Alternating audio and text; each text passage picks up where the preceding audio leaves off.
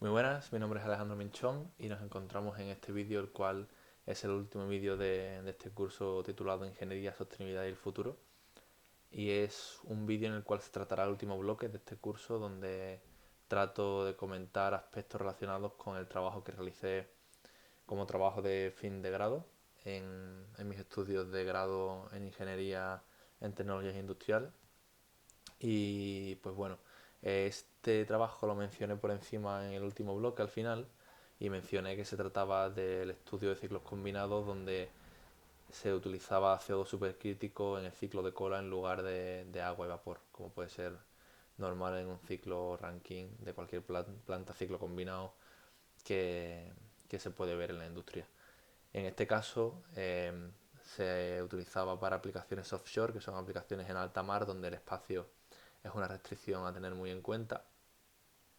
Y este proyecto realmente, por el cual tengo que agradecer a mis tutores David Tomás Sánchez y a Francesco María Crespi, surge de la colaboración entre la Universidad de Sevilla, entidad educativa donde cursé mis estudios de grado, y el Politécnico de Milán, universidad donde hice una estancia de un año gracias a un programa Erasmus en mi cuarto año, donde realicé este trabajo.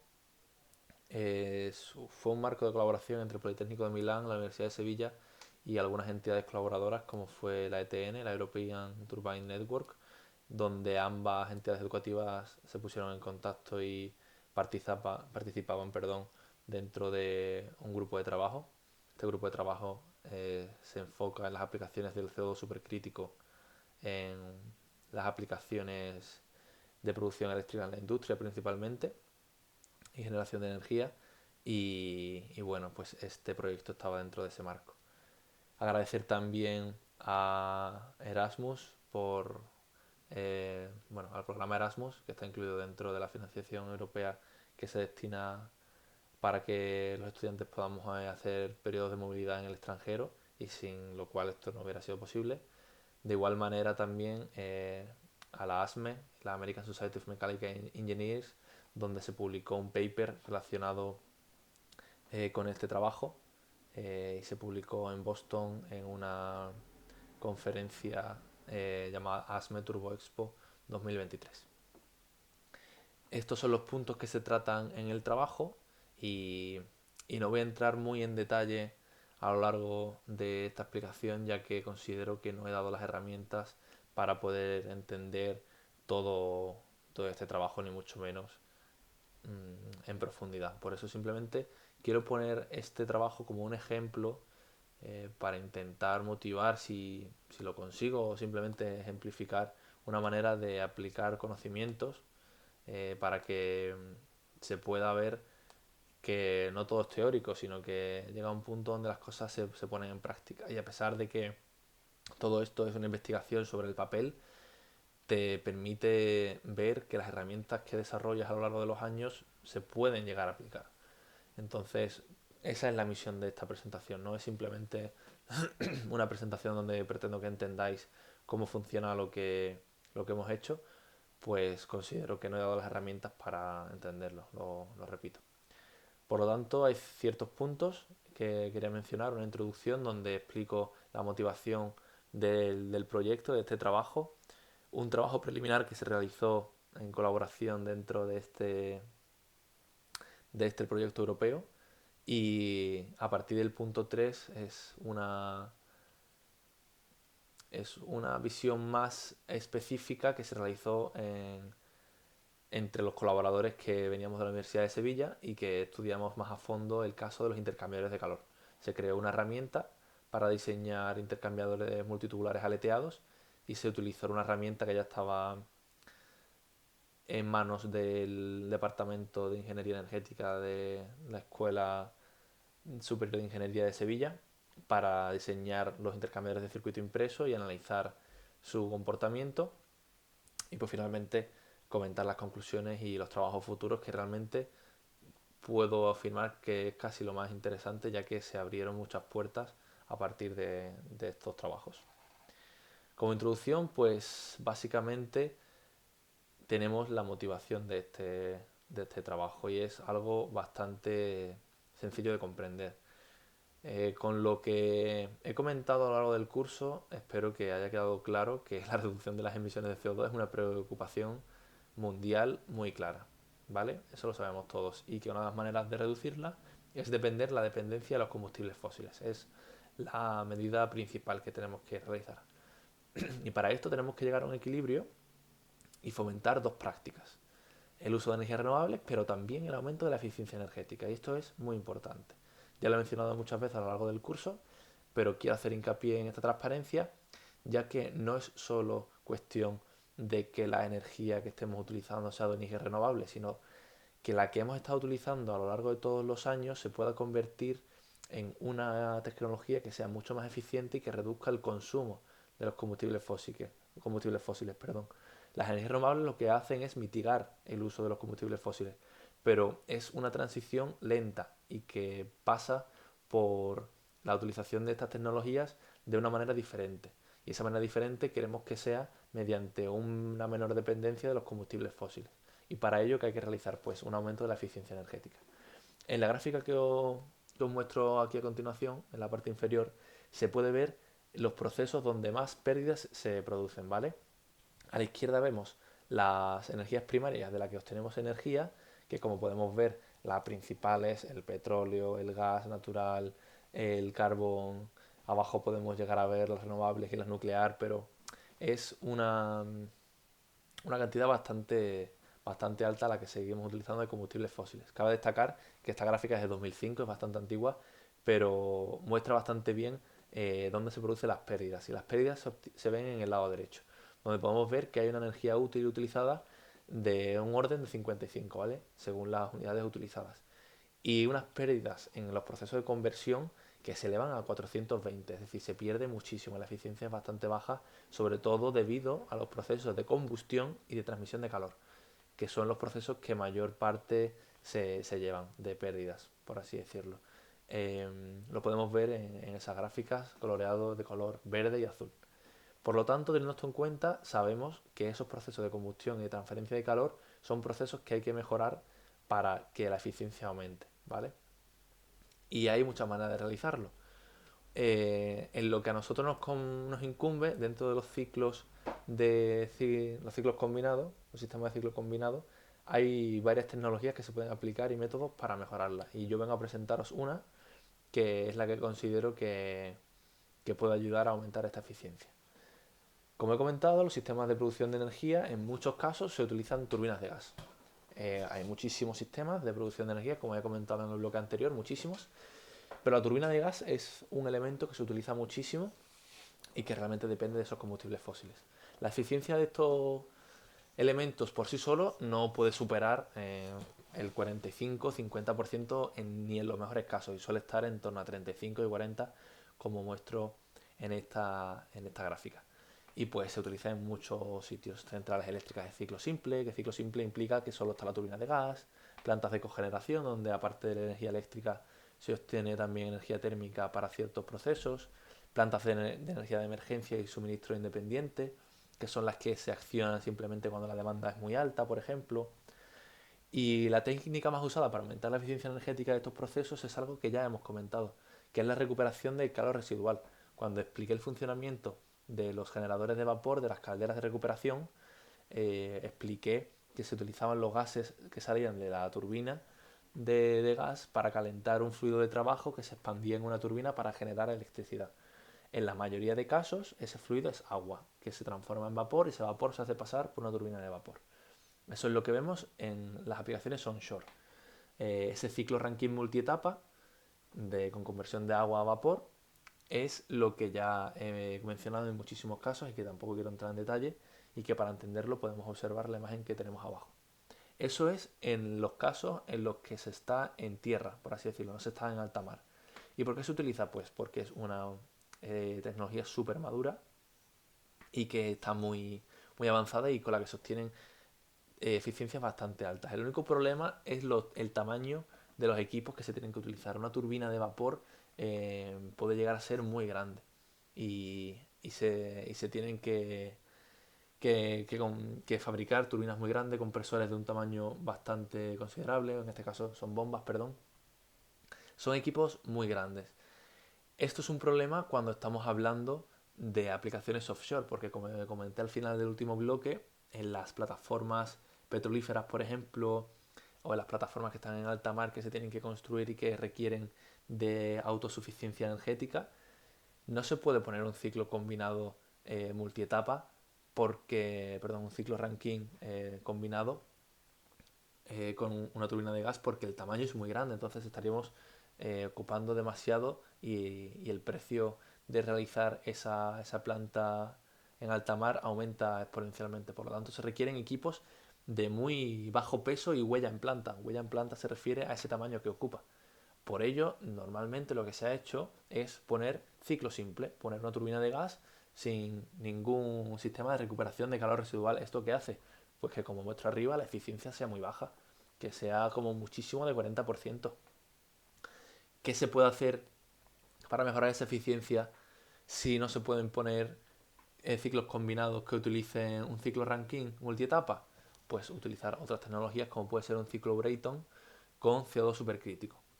Este CO2 supercrítico sustituye al agua y al vapor dentro del proceso y facilita el tener sistemas mucho más compactos, como mostraré a continuación, gracias a las propiedades que tiene. En la imagen de abajo vemos cómo se introduce, por ejemplo, gas natural para producir la combustión dentro de la turbina de gas. Dentro de la turbina de gas tenemos un compresor que es el que comprime el aire que entra en esa cámara de combustión y un eje que se acciona por la turbina y que produce la electricidad.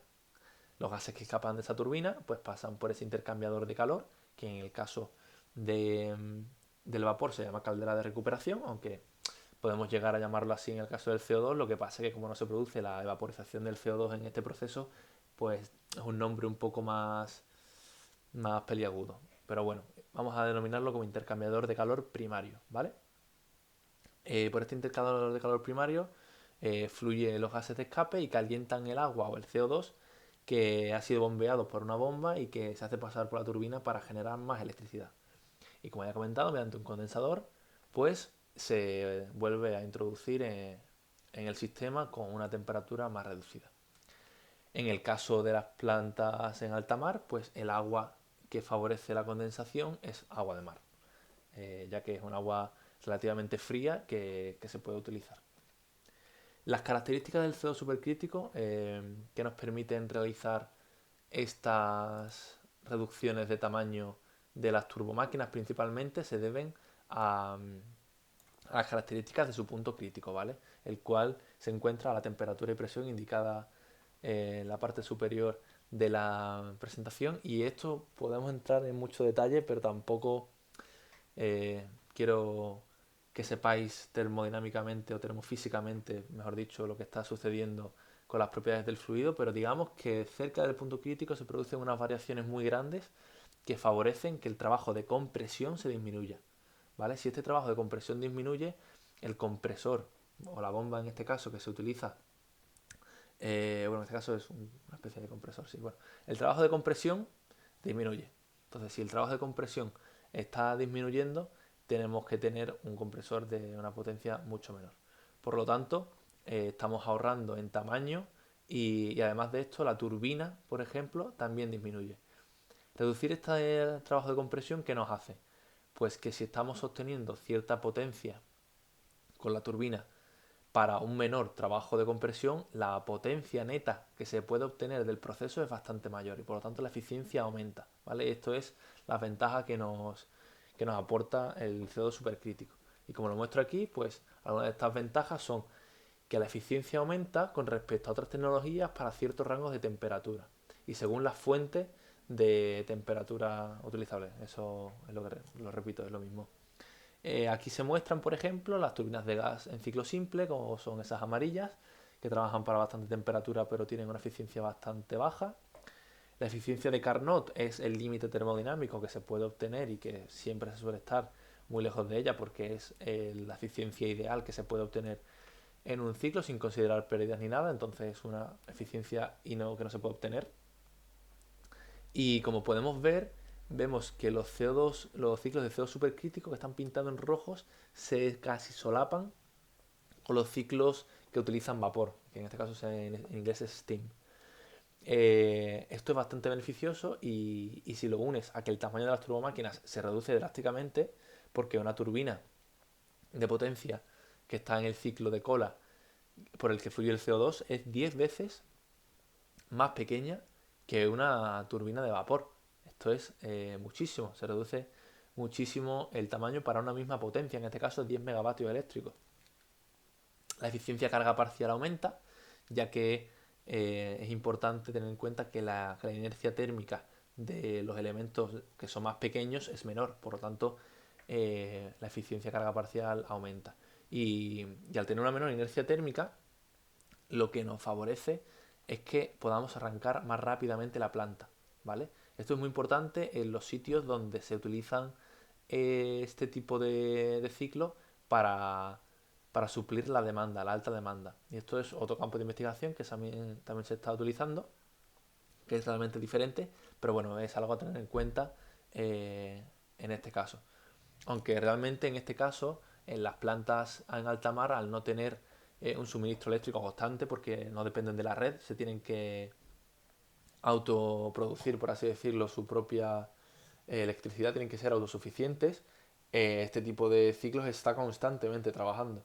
Es una de sus características, siempre está trabajando y tiene que suplir la demanda en todo momento. Entonces, además de tener que suplir la demanda en todo momento, para poder hacerlo tienen que estar sobredimensionados, porque como ya comenté hace dos bloques, en el bloque tercero si no me equivoco, comenté que para los sistemas de almacenamiento, en caso de hacer una batería, la batería tendría que tener el tamaño suficiente para guardar la energía sobrante en el pico de mayor producción y durante el resto de momentos estaría mayormente vacía.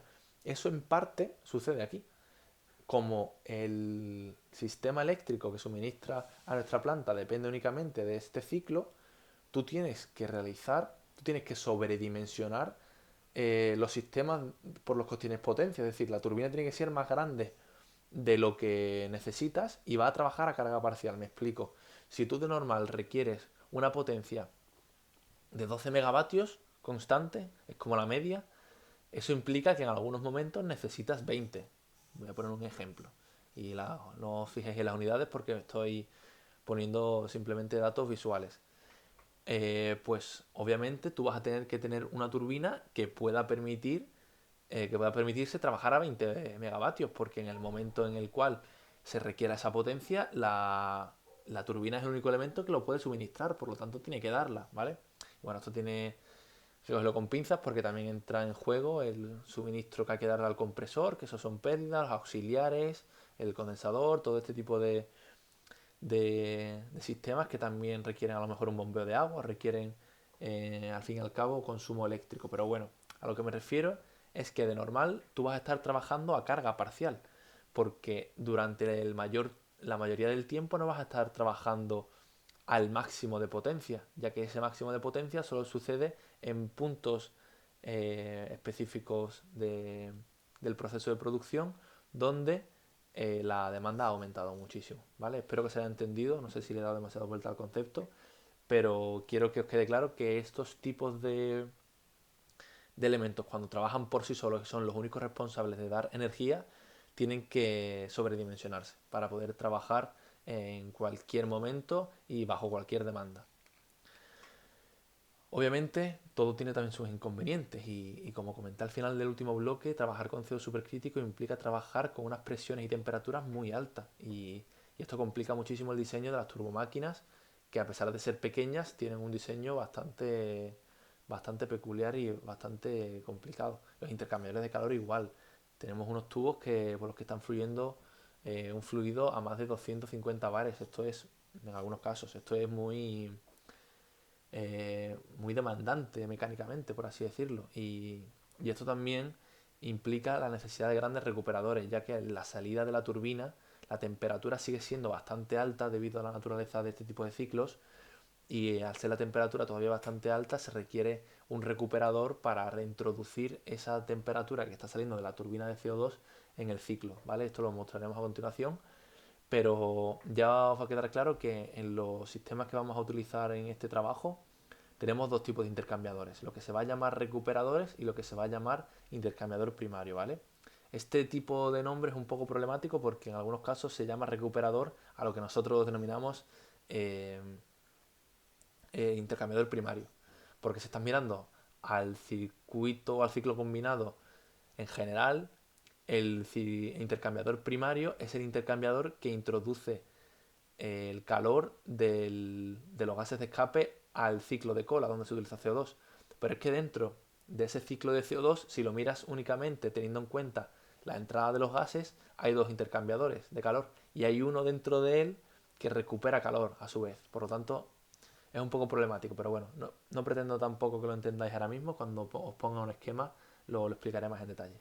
Y por lo tanto, teniendo en cuenta el contexto de este trabajo y de un trabajo preliminar que se realizó eh, en el Working Group de CEO Supercrítico de la ETN, en mi estancia en el Politécnico de Milán, se hizo un estudio comparativo entre complejidad del ciclo, mejora en el rendimiento y el coste, volumen, peso de los ciclos combinados en plataformas en alta mar, ¿vale? Teniendo en cuenta estas ventajas que os he comentado. Y una vez que se realizó ese estudio, yo entré más en detalle a estudiar la integridad mecánica de los intercambiadores de calor que estaban presentes en estos circuitos, en estas configuraciones que se eligieron.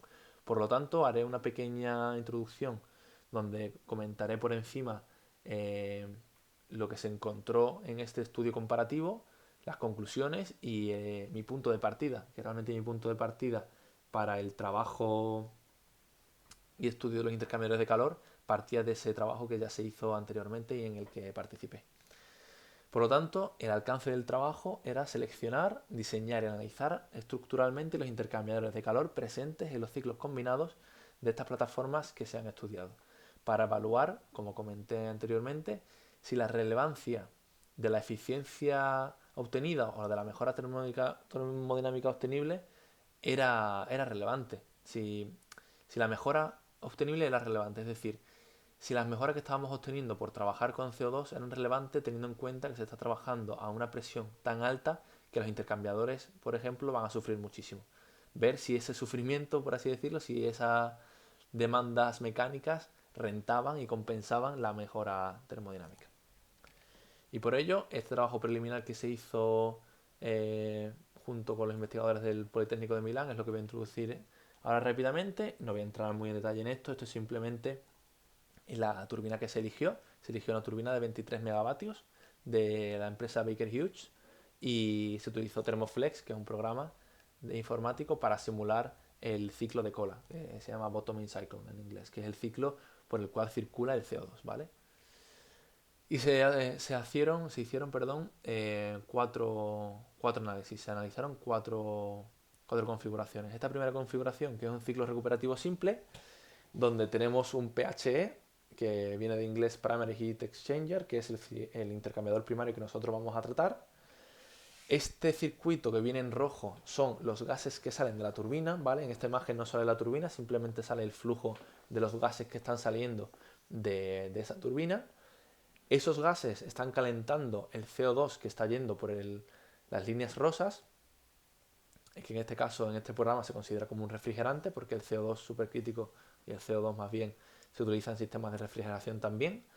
Y pues bueno, tras calentar el CO2 supercrítico y convertirlo en supercrítico realmente, perdón, bueno, en este caso es supercrítico a lo largo de todo el proceso, pero se aumenta la temperatura y la presión al pasar por esta caldera. La presión se mantiene constante obviamente, pero la temperatura sí que sube. Perdón si no me he explicado bien en este caso. Entonces repito, para que quede claro. Los gases salen de la turbina. La línea roja que va del punto 2 al 3. En el elemento número 1, que es el intercambiador primario que vamos a llamar, el CO2 se calienta y pasa por la turbina, el cual es el elemento número 5. Ese elemento saca los gases a una presión bastante más baja.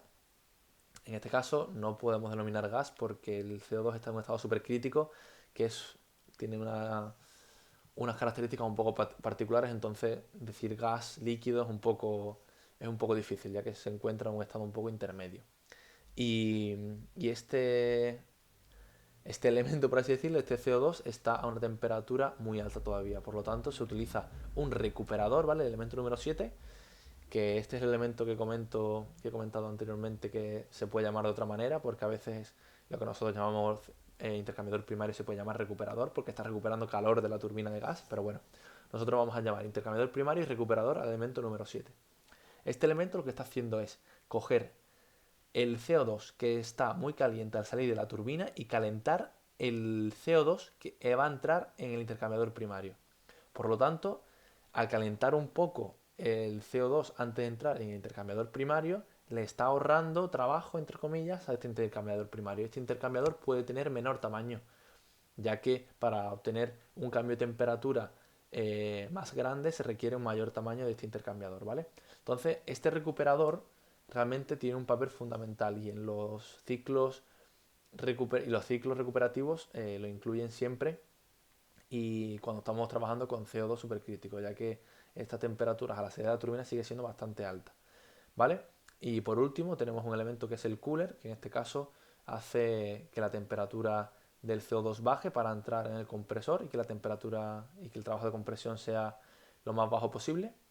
Y en este caso no hay condensador, como estábamos tratando en otros, en otros bloques, cuando hablábamos del ciclo Rankine, ya que en este caso no es agua que se tiene que condensar, no es un vapor que se tiene que convertir a agua para pasar por una bomba, sino que en este caso se pasa por un compresor directamente.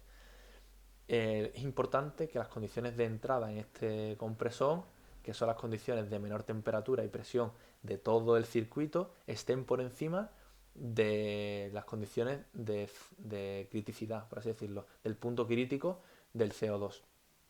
Esto hace que el CO2 esté en ese estado supercrítico y que la ventaja de reducción del trabajo de compresión suceda realmente.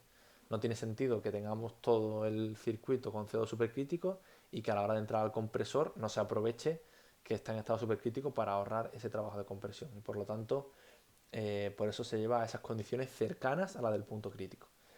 Esto es un circuito súper simple y se complica un poco más con algunas variaciones para intentar mejorar la eficiencia.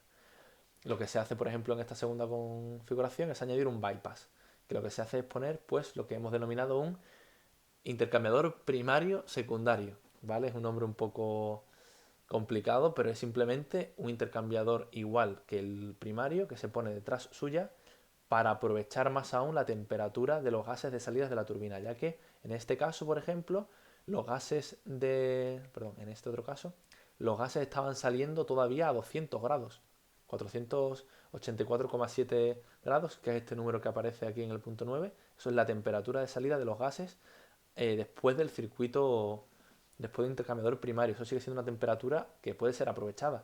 Por lo tanto, se introduce otro intercambiador de calor para que esa temperatura se reduzca en este caso hasta los 90 grados, ¿vale? No hay ningún otro cambio en el circuito y lo único que se tiene que gestionar pues es esa división del flujo por la cual hay cierto flujo que pasa por el intercambiador secundario, vamos a llamar, y otro que pasa por el recuperador. Pero bueno, esto supone mejoras en la eficiencia del proceso y en algunos casos puede ser la más indicada. Otra forma de hacerlo, pues condensando, ¿vale? En este caso se puede ir por debajo del punto crítico para aprovechar que estamos en alta mar y que tenemos un suministro de agua muy beneficioso, ¿vale? Al bajar tanto la temperatura y pasar del punto crítico, pues tenemos que utilizar una bomba en lugar de un compresor, ya que estamos en estado líquido. Esto también supone una mejora de la eficiencia en algunos casos y puede ser contemplado. Lo que sí que es muy beneficioso es utilizar tanto la condensación como el bypass mencionado anteriormente juntos. Y eso es lo que se hace en esta configuración. Se ponen las dos mejoras en el mismo sistema y se ve que la potencia mejora bastante.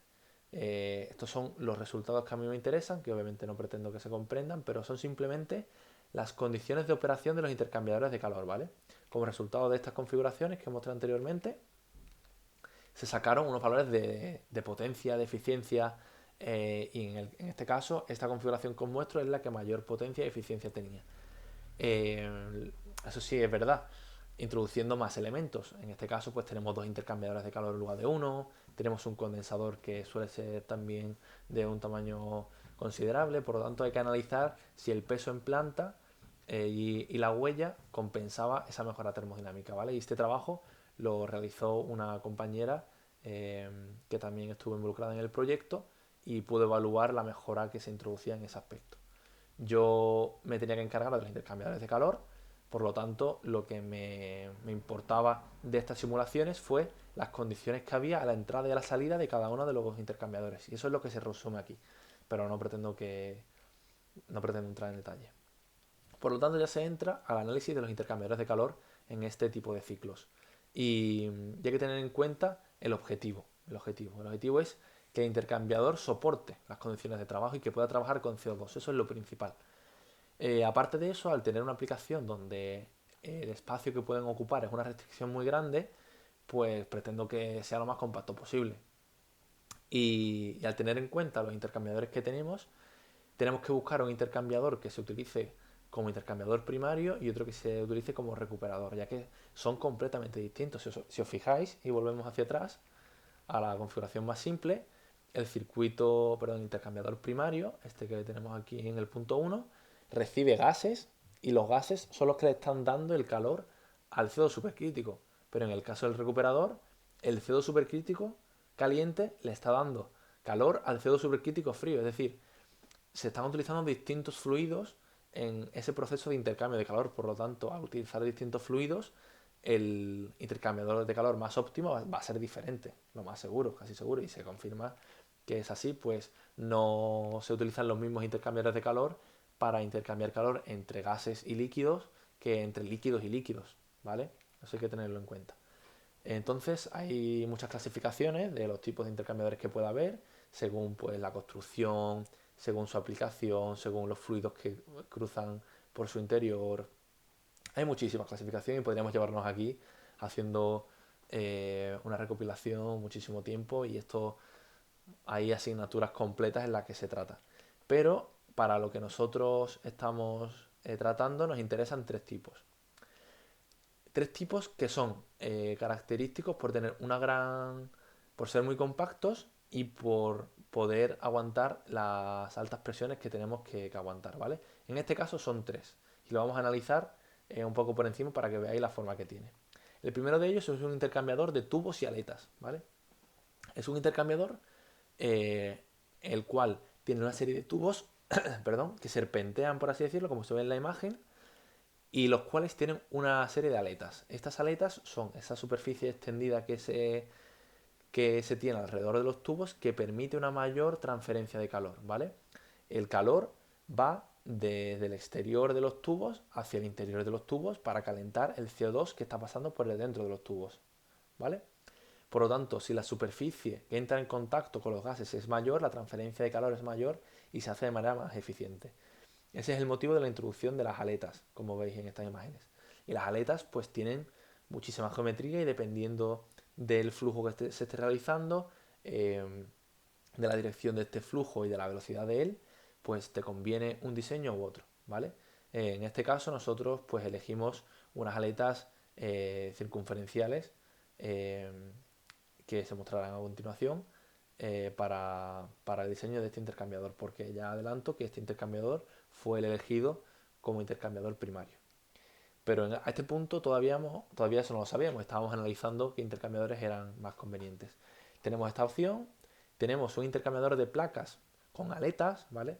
Si habéis visto el vídeo anterior donde mencioné algunos intercambiadores de calor y mostré uno de placas, es algo parecido, lo que pasa que entre placa y placa se cuenta con unas superficies extendidas que también se denominan aletas y que tienen la misma labor que las aletas anteriores, aumentar la superficie de transferencia y de esta manera mejorar muchísimo la eficiencia.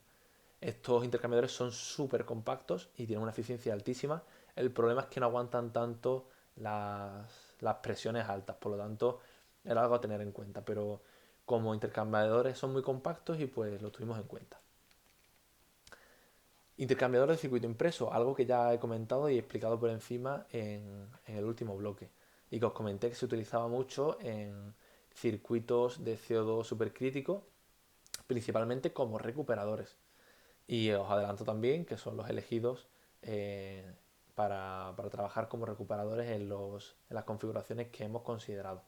Y en este caso son un tipo de intercambiador bastante novedoso que no llevan muchos años en la industria y que hay pocas empresas que son capaces de fabricarlo, pero las que lo hacen muy bien y tienen una certificación eh, muy, muy detallada y que asegura su correcto funcionamiento. Y aquí principalmente se tiene una, unos microcanales que han sido realizados por diffusion bonding, que se llama. Bueno, esa es la forma en la que se unen las placas, pero se han... eh, ¿cómo se puede traducir chemically edged? Es como formados químicamente, por así decirlo. Bueno, se han manufacturado unos canales en estas placas para que el fluido pueda pasar por ahí. Suelen ser de muy suelen ser muy pequeños, de una longitud bastante comedida y dan muchas vueltas alrededor de estas placas para difundir el calor lo mejor posible y que se transfiera entre placa y placa. Y por lo tanto, como comenté en el bloque anterior, podemos imaginarnos que el flujo que está caliente va por las placas que están en la posición par y las que eh, por las que circula el flujo más frío pues están en la posición impar, por ejemplo, ¿vale? Y pues en el caso de nuestras configuraciones, ese fluido caliente y el fluido frío, en ambos casos, es CO2, porque como ya os he comentado, en el recuperador lo que entra es CO2 relativamente caliente que transfiere calor a un CO2 que no está tan caliente y que posteriormente va a entrar en el intercambiador primario, ¿vale? Espero que eso se haya entendido. Esto también no tienen aletas, pero tienen unos canales que tienen distintas formas. Pueden tener forma de lágrima, forma de, de ala de avión que se llama, de airfoil, de en zigzag o simplemente que sean rectos. Depende mucho de la aplicación que tengamos. Y bueno, cada uno de estos tiene sus ventajas y sus desventajas.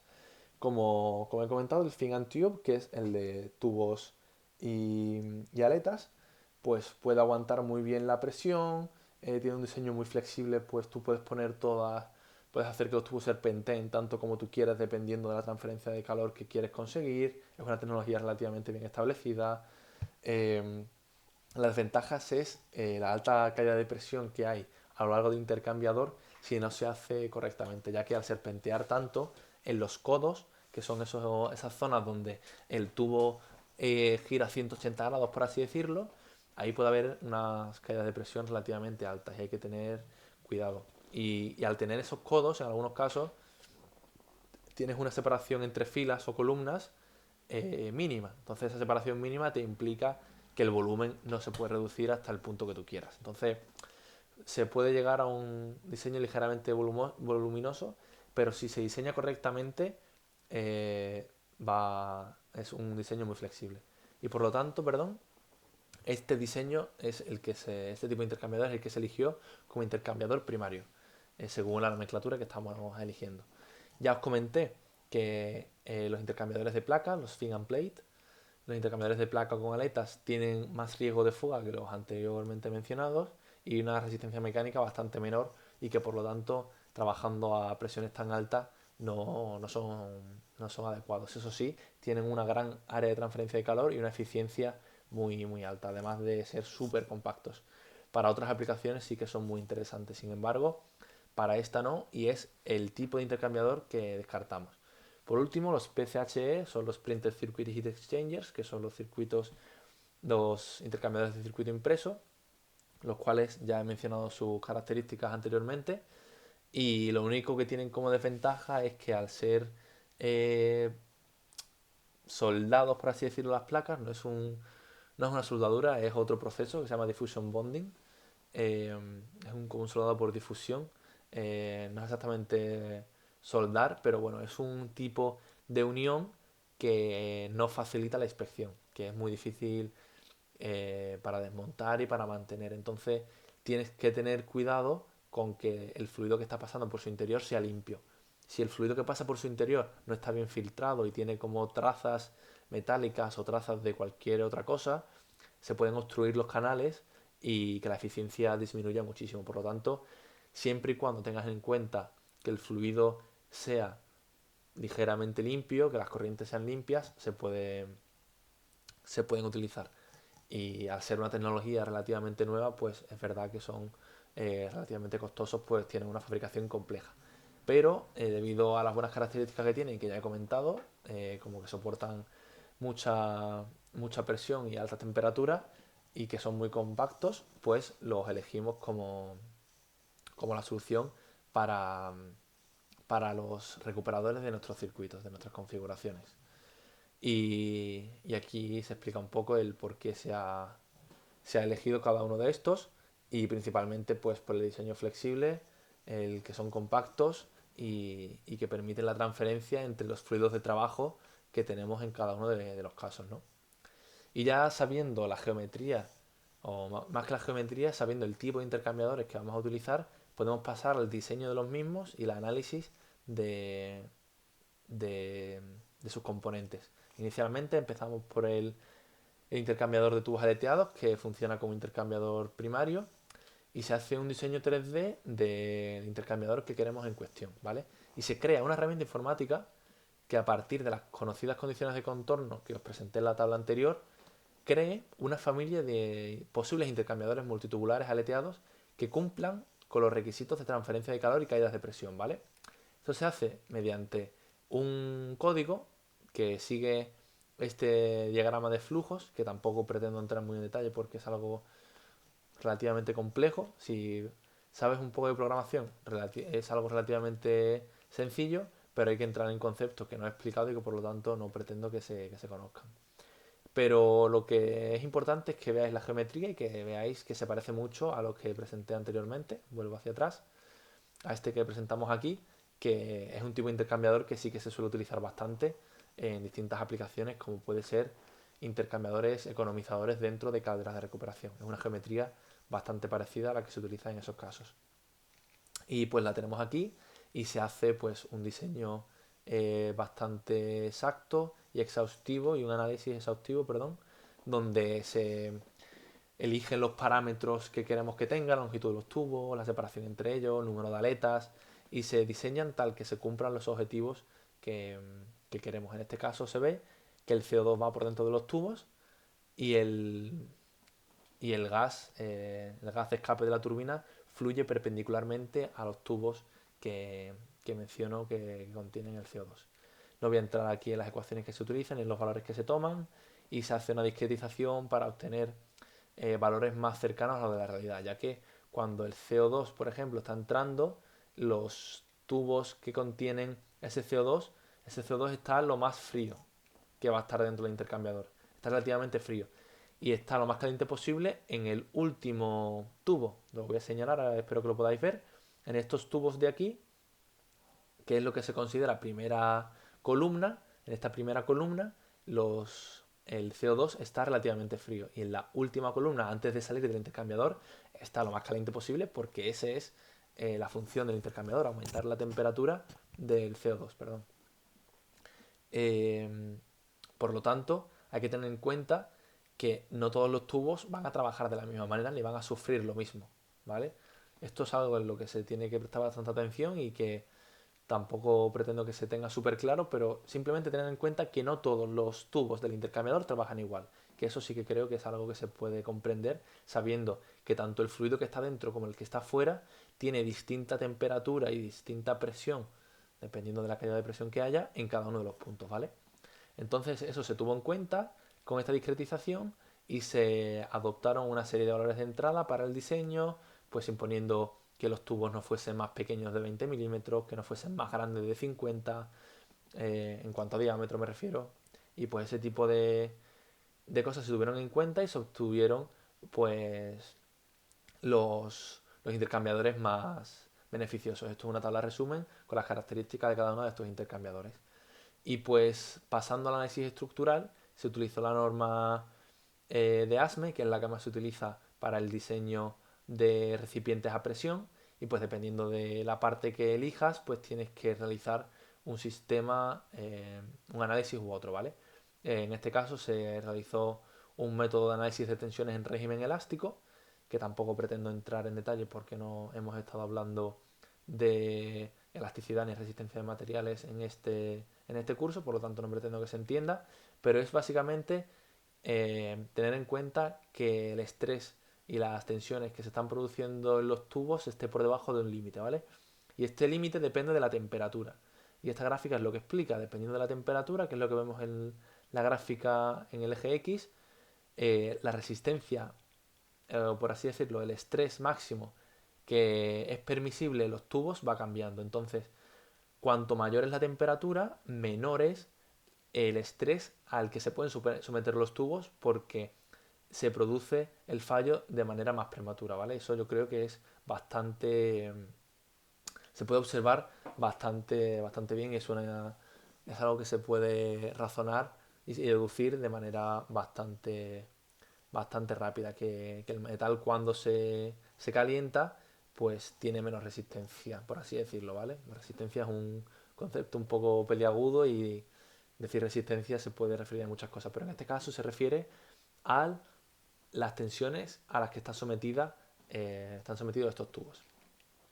Y pues bueno, se hace una simulación con elementos finitos que se llama, que es básicamente pues un método informático, por así decirlo, en el que se discretizan elementos que realmente son continuos, ¿vale? Un tubo tiene infinitos puntos, pero tú en un programa informático no puedes meterle infinitos puntos y que te diga el estado tensional en cada uno de esos infinitos puntos. Tienes que discretizar y, y asumir pues una distancia en la cual esas tensiones se van a mantener constantes, ¿vale? Y dependiendo pues de la potencia de tu ordenador, puedes hacer el cálculo más fino o menos fino.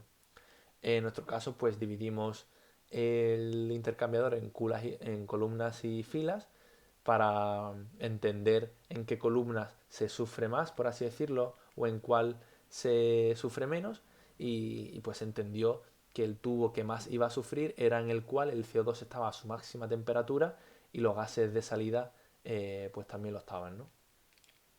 Y bueno, se asumieron tensiones medias, se aplicaron soportes fijos y elásticos. Esto es algo que sí que quiero entrar a explicar y que se va a explicar más adelante, pero estos tubos, como vemos, tienen dos soportes, uno al inicio de la carcasa y otro al final, ¿vale? Se sujetan en esos dos puntos. Esos dos puntos no pueden estar, por ejemplo, soldados, ya que al tener al estar pasando fluidos a cierta temperatura y ser un metal, ese metal se va a expandir cuando la temperatura del mismo aumente. Por lo tanto, si esa temperatura aumenta y tú estás, bueno, si la temperatura aumenta, el metal se va a querer expandir. Si tú estás limitando esa expansión, lo que estás introduciendo son tensiones de carácter térmico, es decir, el, las tensiones que estás introduciendo son mucho mayores que si dejas que el tubo se expanda libremente. Cuando un tubo o cualquier elemento metálico se puede expandir libremente, las tensiones introducidas de carácter térmico son nulas. Dejan de ser nulas cuando tú restringes ese movimiento. Por lo tanto, lo que se eligió fue poner un soporte fijo, es decir, que un tubo en el extremo esté fijo y en el otro punto tenga cierta libertad. No libertad absoluta, ya que si no, no se tendría control sobre el mismo, pero se puso un soporte elástico, es decir, un soporte que limitaba el movimiento axial de los tubos, pero lo limitaba, no lo restringía al completo, ¿vale? Y eso es lo que se ve aquí. Se ve que en un punto está fijo, en otro punto se pone un soporte elástico. En esta imagen no se aprecia cuál es cuál, pero os puedo asegurar que se diseñó de esta manera, ¿vale? Esta imagen se introdujo para enseñar lo finas que son las aletas para aumentar la transferencia de calor y que para introducirlo en el sistema informático pues no se podía introducir las aletas, sino que se tuvo que hacer un tubo equivalente, por así decirlo, algo que tampoco pretendo explicar aquí. Y bueno, se introdujeron en el programa informático, se analizaron las tensiones que se producían y se vio lo siguiente. Esto lo voy a explicar rápidamente, pero simplemente muestra que las tensiones que se estaban produciendo en los tubos aumentaban cuando se restringía el desplazamiento axial, y lo que vemos en la primera gráfica de la izquierda es a medida que la rigidez del soporte elástico aumentaba, las tensiones en la zona donde se producían las tensiones máximas aumentaban, ¿vale? Y las líneas horizontales que vemos son los límites que se imponían consultando esta gráfica, ¿vale? Y hay varias barras horizontales porque en este análisis se analizaron diferentes tubos. El tubo 1 son las columnas en azul, el tubo 15 en naranja, el gris el 30 y el naranja el 46. Cada uno de estos tubos estaba en una columna diferente y nos ayudó a confirmar en qué columna se sufría más. En este caso era la 46. Pues bien, esto nos demostraba que no se podía poner un soporte de más de que tuviese una rigidez mayor a 5 por 10 elevado a 9 newton partido de metros cúbicos, ¿vale? Esto es simplemente un dato que tampoco pretendo que tengáis en cuenta y que depende de cada intercambiador, pero en este caso nos hacía ver que no podíamos ponerle un soporte muy rígido porque si no las tensiones iban a sobrepasar un valor que iba a hacer que el intercambiador no pudiera funcionar porque se iba a romper, ¿vale? Entonces es bastante interesante. Y en la imagen de la derecha lo que vemos son los desplazamientos que se producían. Como vemos, cuando la rigidez del soporte elástico es mayor, los desplazamientos que se permiten son menores. Y las tensiones aumentan consecuentemente con esa reducción del desplazamiento. Por eso aquí se ve el factor de seguridad, el safety factor, por eso se llama SF, que se introduce en el caso de no estar poniendo ningún tipo de soporte elástico. Perdonad si he entrado demasiado en detalle y he explicado cosas que no van a quedar muy claras porque no he explicado los conceptos necesarios para ello, pero simplemente es para que veáis el nivel de detalle que hay que entrar eh, cuando estás analizando un elemento dentro de un ciclo tan grande, ¿vale? Porque si os fijáis, estamos teniendo en cuenta la unión de los tubos a la carcasa del intercambiador de una configuración en particular, ¿vale?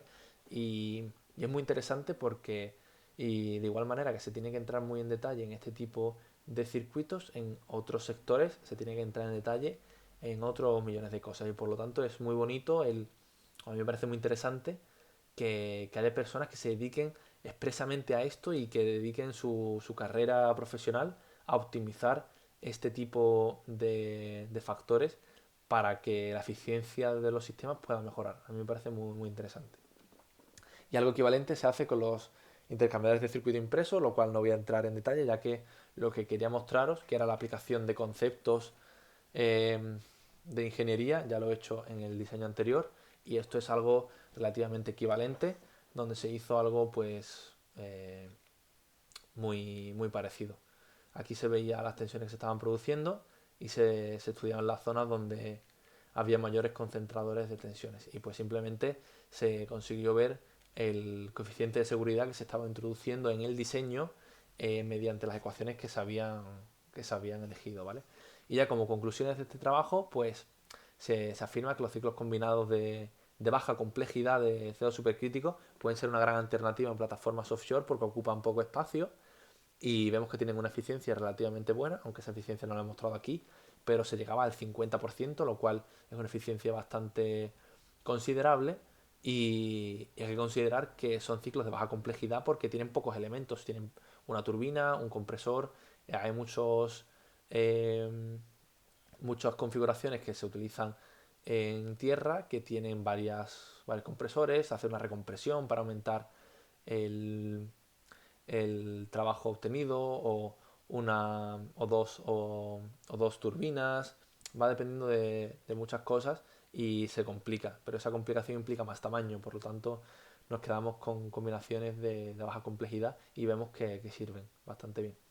Vemos que los intercambiadores de calor son los componentes más decisivos en este contexto, teniendo en cuenta las condiciones tan demandantes de temperatura y presión, y hemos sacado ciertas conclusiones para cada uno de los intercambiadores de tubos con aleta y de circuito impreso.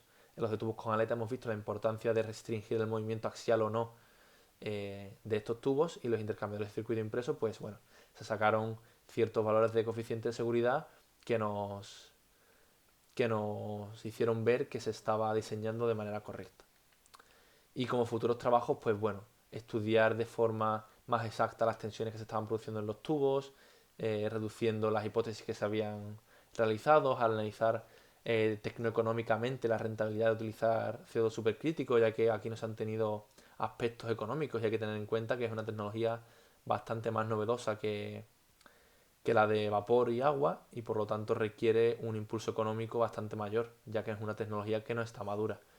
Y bueno, también es importante tener en cuenta los materiales con los que se está fabricando estos intercambiadores y, y es un trabajo que queda por realizarse, ya que se está trabajando en ver qué materiales son los que mejor resisten estas condiciones y nos facilitan la fabricación, pero hay mucho trabajo por hacer.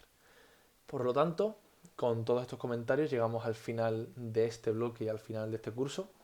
Espero que haya sido de vuestro agrado. Pedir disculpas si en algún momento hay algo que no he explicado correctamente. Soy consciente de que me puedo equivocar y seguramente a lo largo de todo este curso habrá comentarios en los cuales me haya equivocado. Estoy seguro de ello, pero he intentado ser lo más riguroso posible y más que daros datos e intentar convenceros de algo, simplemente mi intención ha sido mostrar ciertos datos que os hagan reflexionar sobre la ingeniería, sobre cómo ser sostenible, sobre qué es ser sostenible, sobre cómo la ingeniería va a jugar un papel importante en el futuro y más que dar los datos y que os quedéis con los datos, he intentado avivar vuestra curiosidad y vuestro pensamiento crítico sobre este tipo de cuestiones y espero haber conseguido ese es mi objetivo.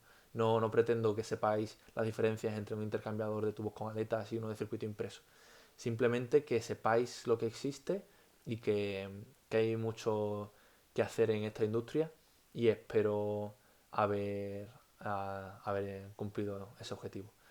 Por mi parte nada más, simplemente daros las gracias por haber llegado hasta aquí, si habéis llegado. Eh, Dar las gracias de nuevo al Ayuntamiento de San Juan del Puerto y a Magnon Green Energy por financiar este proyecto y repito que estoy abierto a que contactéis conmigo para cualquier duda o curiosidad que queráis comentar conmigo. Nada más, un saludo y muchas gracias.